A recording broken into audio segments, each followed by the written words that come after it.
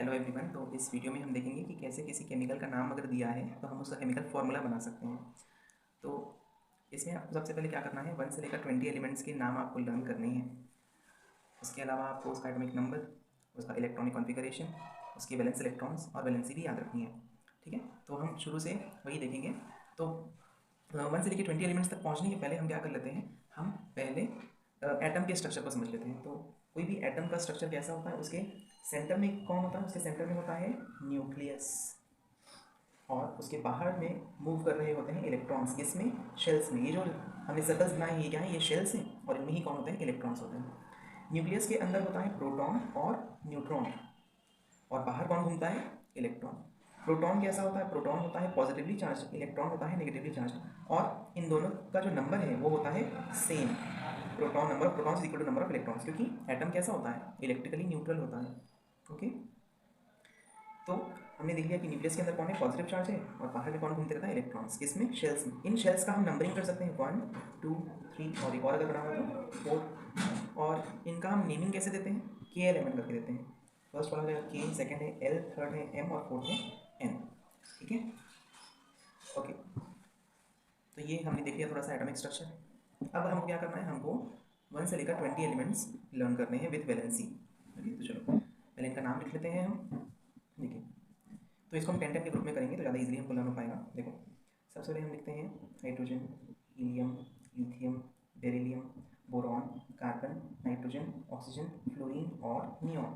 फिर sodium, magnesium, aluminium, silicon, phosphorus, sulphur, chlorine, argon, potassium और calcium. ठीक, इसको हमने ऐसे ही क्यों किया है, क्योंकि मुझे इसमें रिकॉल करने में ज़्यादा ईजी होगा। फॉर एग्जाम्पल, अगर मैं आपसे पूछूंगा कि एल्यूमिनियम का एटॉमिक नंबर क्या है, तो हमको पता है ये 10 तक है, मतलब यहाँ से 11 है, तो आप सीधा याद करोगे। अच्छा, इसको भी याद करने का एक ट्रिक है, क्या है, ना मग अल सी प स क्ल अर पोटेशियम कैल्शियम। क्या है, ना मग अल सी प स क्ल अर पोटेशियम कैल्शियम, है ना। तो जैसे ही मैं आपसे बोलूँगा एल्यूमिनियम का नंबर क्या है, तो आप सीधा क्या याद करोगे, ना मग अल 13, हाँ 11 12 13, तो रिकॉल करने में ईजी होगा। चलिए आगे बढ़ते हैं। तो सबसे पहले हम क्या लिख लेते हैं, इनके सामने इनका एटॉमिक नंबर लिख लेते हैं। हाइड्रोजन है 1, helium 2, lithium 3, beryllium 4, boron 5, carbon 6, nitrogen 7, oxygen 8, fluorine 9, neon 10। ऐसे ही sodium 11, magnesium 12, aluminium 13, silicon 14, phosphorus 15, sulphur 16, chlorine 17, argon 18, potassium 19 और कैल्शियम 20। अब नेक्स्ट हमको इनका करना है इलेक्ट्रॉनिक कॉन्फ़िगरेशन। तो ये हमको क्या बताता है कि ये जो शेल्स थे ना, KLMN या 1 2 3 4, उसमें ये जो शेल्स थे हमारे, इसमें इलेक्ट्रॉन्स कैसे फिल होंगे, कि फर्स्ट शेल में यानी के शेल में कितने इलेक्ट्रॉन्स होंगे, एल में कितने होंगे, ये हमको कौन बताएगा, इलेक्ट्रॉनिक कॉन्फ़िगरेशन बताएगा। ओके, तो इसमें अब कौन हेल्प करेगा, हमको दो रूल्स हैं जो हेल्प करेंगे। वो रूल्स कौन कौन से हैं, देखिए, एक तो है बोर बरी स्कीम, जिसको हम 2n² रूल भी कहते हैं। ओके, ये 2n² रूल क्या है, जैसे कि KLMN की हम बात करते हैं, तो K कौन से नंबर का आता है, फर्स्ट, L 2, है ना, M जो है वो 3 और N जो है वो 4। तो हम यहाँ पर क्या करेंगे, n का वैल्यू पुट करते जाएंगे। तो 2 इंटू 1 का स्क्वायर, n 2n² है ना, तो 2 इंटू n की जगह क्या रखेंगे, जो ये 1 था, फिर 2 इंटू 2 का स्क्वायर, 2 इंटू 3 का स्क्वायर, 2 इंटू 4 का स्क्वायर। चलो, तो 1 का स्क्वायर 1 1 ज़ा 1, और 1 इंटू 2 2, 2 2 ज़ा 4 और 4 2 ज़ा 8, 3 3 ज़ा 9 और 9 2 ज़ा 18, 4 4 ज़ा 16 और 16 2 ज़ा 32। तो ये 2 8 18 32। देखिए, यहाँ पर ऐसा नहीं कि सिर्फ ये 4 तक ही नंबर है, ये आगे भी हो सकता है ना। जितने बड़े एलिमेंट्स होंगे और जिनका एटॉमिक नंबर ज़्यादा होगा उसको और ज़्यादा शेल्स लगेंगे इलेक्ट्रॉन्स को फिल करने के लिए। अभी हम सिर्फ 4 तक ही ले रहे हैं, है ना। अगर जैसे 5th भी आप लोगे तो क्या कर देना, वहाँ पर 2 इंटू 5 का स्क्वायर कर देना, तो 5 5 ज़ा 25, 25 2 ज़ा 50 हो जाएगा। ठीक है, तो ये पहला रूल क्लियर हो गया, बोर बरी स्कीम। ठीक, अब जो सेकंड रूल है जो हमको यहाँ पर हेल्प करने आ रहा है वो है octet rule. Octet rule, octet word का मतलब क्या है, 8। ये हमसे कहता है कि जो हमारा वैलेंस शेल होगा, वैलेंस शेल का मतलब आउटर मोस्ट शेल, जो आउटर मोस्ट या वैलेंस शेल है उसमें मैक्सिमम 8 इलेक्ट्रॉन्स ही हो सकते हैं, चाहे वो कोई सा भी शेल हो। इसके कहने का मतलब है कि अगर थर्ड शेल है तो थर्ड शेल के पास खुद की कैपेसिटी कितनी है, 18, मतलब वो बोलता है कि हाँ मैं 18 इलेक्ट्रॉन्स रख सकता हूँ, लेकिन अगर वो सबसे बाहर में है तो वो सिर्फ कितना रख पाएगा, 8 ही रख पाएगा। हमारी बात समझ में। अगर फोर्थ शेल है तो फोर्थ के पास वैसे स्पेस कितना है, 32 का, लेकिन अगर वो सबसे बाहर में है तो वो सिर्फ अपने पास 8 इलेक्ट्रॉन्स ही रख पाएगा। ये कहता है ऑक्टेट रूल। हम जब भी इन सभी का फिलअप करेंगे ना तो ये दोनों रूल्स और अच्छे से क्लियर हो जाएंगे। ओके, चलिए तो अब हम स्टार्ट करते हैं इलेक्ट्रॉनिक कॉन्फ़िगरेशन। तो हाइड्रोजन का एटॉमिक नंबर है 1 और जो पहला उसका शेल है उसमें ही वो एक इलेक्ट्रॉन को फिल कर लेगा, तो 1 हो जाएगा। हीलियम का क्या हो जाएगा 2, क्यों होगा 2? क्योंकि अभी जस्ट हमने देखा कि फर्स्ट शेल में मैक्सिमम 2 इलेक्ट्रॉन्स हो सकते हैं, तो पूरे 2 इलेक्ट्रॉन्स उसके फर्स्ट शेल में ही आ जाएंगे। लिथियम की जब बारी आती है तो फर्स्ट शेल में वो सिर्फ 2 इलेक्ट्रॉन्स ही रख सकता है, क्योंकि फर्स्ट शेल का के पास जो मैक्सिमम स्पेस है वो तो सिर्फ 2 ही है। तो फिर जो तीसरा इलेक्ट्रॉन वो कहाँ चले जाएगा, वो चले जाएगा सेकंड वाले शेल में। मतलब इसका अगर हम एटम स्ट्रक्चर बना के देखें तो कुछ कैसा दिखाई देगा इसका एटॉमिक स्ट्रक्चर, कुछ इस तरीके से। ये फर्स्ट शेल में 2 इलेक्ट्रॉन और जो सेकंड शेल है उसमें 1 इलेक्ट्रॉन। ओके, तो ये क्या बना, ये लिथियम का स्ट्रक्चर बना। इसी तरीके से चलिए बेरिलियम का क्या हो जाएगा 2, 2, फिर बोरॉन का 5 है तो 2, 3, फिर 2, 4, 2, 5, 2, 6, 2, 7 और 2, 8। तो हमारा जो सेकंड शेल है वो यहाँ पर फिलअप हो गया, क्योंकि हमने देखा था कि सेकंड शेल का जो मैक्सिमम लिमिट है वो कितना है 8 है। ओके, अब आते हैं सोडियम में। तो सोडियम का एटॉमिक नंबर है 11, तो ये क्या हो जाएगा 2, फर्स्ट शेल में 2 इलेक्ट्रॉन्स, सेकंड शेल में 8 इलेक्ट्रॉन्स, तो 2 और 8 कितना हो गया 10, लेकिन हमको तो 11 भरना है। तो जो 11th इलेक्ट्रॉन है वो कहाँ चले जाएगा इस बार, थर्ड शेल में चला जाएगा। तो इसका वैलेंस, इसका जो कॉन्फिगरेशन है वो क्या हो जाएगा 2, 8, 1। नेक्स्ट मैग्नीशियम का बोलिए क्या होगा 2, 8, 2, देन 2, 8, 3, 2, 8, 4, 2, 8, 5, 2, 8, 6, 2, 8, 7, 2, 8, 8। अब यहाँ पर आता है पॉइंट समझने वाला कि देखो भाई हमारे पास थर्ड शेल के पास जगह कितने का है 18 का है, तो मैं यहाँ पर वैसे ही मुझे क्या करना चाहिए था 19 भरना है ना, तो 2 + 8 10 हो गया, और 10 प्लस क्या करने पे 19 आता है 9, मतलब मुझे यहाँ पर क्या लिखना चाहिए था 2, 8, 9। लेकिन अगर मैं 2, 8, 9 कर दूंगा तो वही मेरा तो आखिरी शेल बन जाएगा। और अभी अभी ऑक्टेट रूल ने क्या बोला था भाई, आखिरी शेल अगर आपका है तो आप सिर्फ उसमें 8 इलेक्ट्रॉन्स ही भर सकते हो। तो इसलिए हम यहाँ पर क्या करेंगे 2, 8, 8 और फिर जो एक इलेक्ट्रॉन बचा है उसको फोर्थ शेल में भेज देंगे। अब प्लस करके देखें तो 2 + 8 10, 10 + 8 18, 18 + 1 19। इसी तरीके से कैल्शियम का क्या हो जाएगा 2, 8, 8 और 2 हो जाएगा। तो इस तरीके से हमने इनका क्या देख लिया, इलेक्ट्रॉनिक कॉन्फ़िगरेशन देख लिया। इलेक्ट्रॉनिक कॉन्फ़िगरेशन समझने के बाद अब हम क्या करेंगे, अब हम इनके वैलेंस इलेक्ट्रॉन्स पर थोड़ा सा नजर लगाएंगे। देखिए वैलेंस इलेक्ट्रॉन्स का मतलब number of electrons in its outer most और वैलेंस शेल। तो आउटर मोस्ट हमारा हाइड्रोजन क्या है, हाइड्रोजन के पास क्या है 1 इलेक्ट्रॉन है, तो उसके पास 1 का 1 ही रहेगा, वही उसका वैलेंस इलेक्ट्रॉन रहेगा। हीलियम का वैलेंस इलेक्ट्रॉन 2, लिथियम का 1, बेरिलियम का 2, बोरॉन का 3 एंड सो ऑन। आदि समझ में बात। अगर मैं बोलूँगा पोटेशियम का क्या है तो पोटेशियम का क्या हो जाएगा 5 वैलेंस इलेक्ट्रॉन्स। ओके, कैल्शियम का वैलेंस इलेक्ट्रॉन 2। ठीक है, वैलेंस इलेक्ट्रॉन अलग चीज़ था। अब जो मैं नेक्स्ट चीज़ बता रहा हूँ वो है वैलेंसी। अब हम बात करने वाले हैं वैलेंसी की। तो व्हाट इज वैलेंसी, वैलेंसी के लिए हम एक चीज़ याद रखेंगे, कंबाइनिंग कैपेसिटी ऑफ एलिमेंट। क्या है valency, combining capacity of element.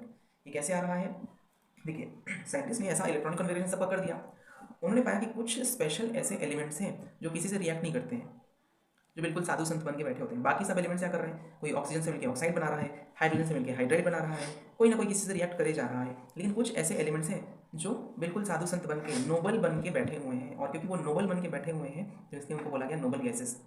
तो साइंटिस्ट ने क्या किया, नोबल गैसेस पर थोड़ा सा गौर से देखा, कौन कौन है यहाँ पर नोबल गैसेस। तो ये है अपना हीलियम, नेक्स्ट है अपना नियॉन, नेक्स्ट है आर्गन। चलो हम भी इनको ध्यान से देखते हैं सर।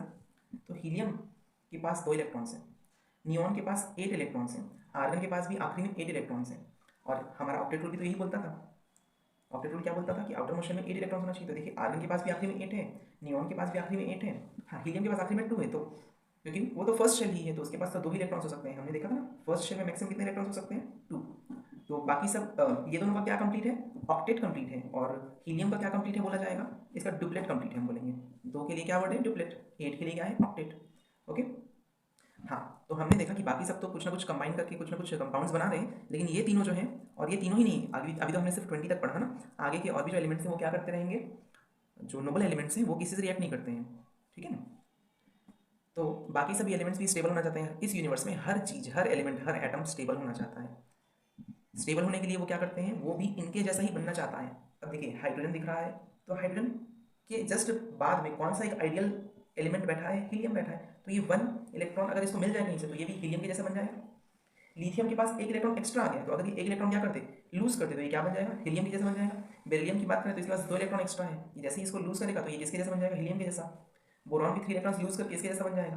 कार्बन के पास 4 इलेक्ट्रॉन्स हैं, तो कार्बन क्या करता है, देखिए कार्बन को बाद में देखते हैं, पहले नाइट्रोजन को देखते हैं। नाइट्रोजन के पास क्या है 5 इलेक्ट्रॉन्स हैं आखिरी में। अब इसके पास 2 चॉइसेस हैं कि ये 5 इलेक्ट्रॉन लूज करे, तो 5 अगर लूज करेगा तो ये क्या बन जाएगा, 2 इलेक्ट्रॉन वाला बन जाएगा, यानी कि ये अपने हीलियम के जैसा बन जाएगा। और अगर 5 को कहीं से 3 मिल जाए, +3 हो जाए, तो ये नियॉन के जैसा बन जाएगा। तो ज़्यादा ईजी क्या लग रहा है इस पॉइंट पे, नाइट्रोजन के लिए क्या आ जाता है, ईजी है, +3 या -5, तो यहाँ पर क्या आ जाता है, ईजी है, +3। तो यहीं से अब सबकी वैलेंसी डिसाइड हो जाएगी।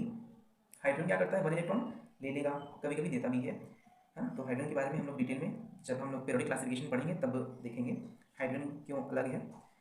तो कुल मिला के हाइड्रोजन की वैलेंसी क्या आ गई, 1। हीलियम को तो जितना चाहिए था उतना है, तो इसकी वैलेंसी हो जाएगी 0, क्योंकि किसी से रिएक्ट ही नहीं करता है, तो नॉर्मल गैस है, जब रिएक्ट ही नहीं कर रहा तो वैलेंसी 0। ये किसका कॉलम बन रहा है, वैलेंसी का। लिथियम की वैलेंसी 1, बेरिलियम की 2, बोरॉन की 3, कार्बन की 4। नाइट्रोजन की जब वैलेंसी पूछेंगे तो हम यहाँ पर लिखेंगे 3, क्योंकि ये क्या कर रहा है, ये +3 करके, +3 अगर इसमें हो जाए तो ये इसके जैसे बन जाएगा। ऐसे तो -5 भी कर सकता है, लेकिन -5 तो ज़्यादा दूर पड़ेगा ना, इसको ज़्यादा एनर्जी कंज्यूमिंग है, तो जो इजीली हो रहा है वो हम यहाँ पर लेंगे। सिमिलरली 6 को अगर हम +2 कर दें तो इसका ये स्टेबल कॉन्फ़िगरेशन पे पहुँच जाएगा। 7 वाले को अगर 1 मिल जाए तो स्टेबल हो जाएगा। नियॉन के पास ऑलरेडी 8 है, तो ये भी क्या बन जाएगा, 0 बन जाएगा। और देखिए इसी से ही हम लोग ना मेटल और नॉन मेटल भी समझ सकते हैं। जो लोग इलेक्ट्रॉन देते हैं, electron donors are metals, electron acceptors are non metals. Lithium के पास 1 इलेक्ट्रॉन, तो 1 इलेक्ट्रॉन देगा, तो जो देता है, जिसने इलेक्ट्रॉन दे दिया, जिसने नेगेटिव चार्ज दे दिया, वो खुद कैसा बनेगा, पॉजिटिव बनेगा। बेरिलियम 2+ बनाएगा, बोरॉन 3+ बनाएगा, कार्बन ना, कार्बन के पास तो 4 है, तो वो ना देता है ना लेता है, वो शेयरिंग करता है। ठीक है, इसके बारे में भी हम लोग डिटेल में पढ़ेंगे carbon and it's compounds chapter में, कि ये 4 ऐसा क्यों करता है, शेयरिंग क्यों करता है। अभी के लिए ये क्या करता है, ना तो देता है ना लेता है, ये शेयर करता है। आते हैं नीचे, तो 3 वाला क्या करेगा इस बार, ये 3 क्या कर रहा था, 3 ले रहा था, तो जिसने नेगेटिव चार्ज ले लिया, जिसने इलेक्ट्रॉन ले लिया, तो उसके ऊपर क्या आएगा 3 माइनस, इसके ऊपर क्या आएगा 2 माइनस, फ्लोरीन के ऊपर 1 माइनस। सेम चीज़ अगर हम अप्लाई करें इस कॉलम में, तो चलिए देखते हैं। सोडियम क्या करेगा, 1 इलेक्ट्रॉन तो 1 लूज करेगा, ये 2 लूज करेगा, मैग्नीशियम एल्यूमिनियम 3 लूज करेगा। तो ये सब मेटल्स हैं, हम वैसे भी जानते हैं कि ये मेटल्स होते हैं, सोडियम मेटल होता है, मैग्नीशियम मेटल होता है ना। यस, सिलिकॉन अगेन शेयरिंग वाला है। फॉस्फोरस क्या करेगा, 3 ले लेगा, तो 3 माइनस, ये 2 माइनस, ये 1 माइनस, फिर से 8 वाला क्या हो जाएगा 0। और ये भी आप समझ के होंगे 1 है तो ये क्या करेगा 1 देगा, है ना। हम फिर से जानते हैं कि जो पोटेशियम है, जो कैल्शियम है, इन लोग क्या है, मेटल्स हैं, तो इन लोग फिर से क्या करेंगे, इलेक्ट्रॉन लूज करेंगे। आई बात समझ में। तो ये वैलेंसी आपको लर्न रखना है। जैसे ही आपको बोला जाए क्या, क्लोरीन, तो क्लोरीन का सीधा आपको याद आना चाहिए 17 है, माइंड में आप कर लीजिए कॉन्फिगरेशन 2 8 7। अच्छा आखिरी में 7 है, तो 7 क्या करता है, 1 इलेक्ट्रॉन उसको चाहिए, तो 1 माइनस उसके ऊपर आएगा, तो क्लोरीन नेगेटिव चार्ज के साथ बनेगा। ठीक है, तो ये आपको याद रखना है।